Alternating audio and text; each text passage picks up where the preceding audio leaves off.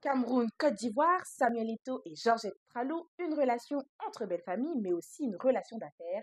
Savez-vous que les Ivoiriens investissent plus que chez nous et partout ailleurs? Éclairage avec Axe Média.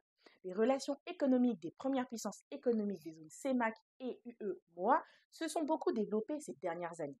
Le Cameroun a notamment capté en 2022 un quart des investissements directs étrangers sortants ivoiriens, soit 24,8 milliards de francs CFA, devenant ainsi la première destination des hommes d'affaires ivoiriens.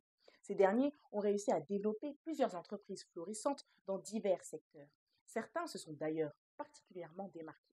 Atlantic Group de l'homme d'affaires Bernard Koné d'Ossongui a réalisé au Cameroun un chiffre d'affaires total de 105 milliards de francs CFA en 2023. Le Cameroun étant ainsi son premier marché devant celui de la Côte d'Ivoire. Le groupe possède notamment la Banque Atlantique, troisième banque camerounaise, ayant enregistré un résultat net de 20 milliards en 2023. Il contrôle également Atlantic Cocoa Corporation, ayant enregistré un chiffre d'affaires de 30 milliards en 2022 avec son usine de transformation de fèves de cacao, la deuxième plus grande du pays, d'une capacité de broyage annuelle de 48 000 tonnes dans la zone industrielle du port de Kribi. Dans l'assurance, Atlantic Assurance est la dixième société du pays avec un chiffre d'affaires enregistré de 9 milliards en 2023. Atlantic Group projette également de construire une cimenterie à Kribi d'un coût de 39 milliards.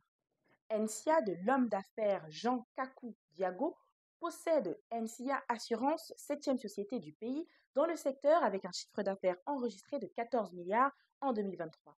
NCA projette également d'ouvrir une banque dans le pays d'ici 2026. Crédit d'Afrique Group de l'homme d'affaires Serge Billet contrôle Alios Finance, l'un des leaders du marché du crédit bail au Cameroun.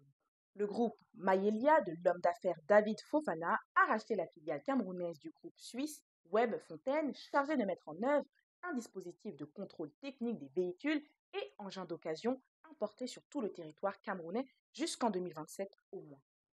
Le groupe Impact Palmarès R&D de l'homme d'affaires Gires Justin Tella a signé un contrat de 10 ans avec le ministère des Relations extérieures pour la gestion du service d'obtention du visa électronique avec construction d'un data center à Yaoundé. Plus de 250 000 e-visas à destination du Cameroun ont déjà été produits par ce biais.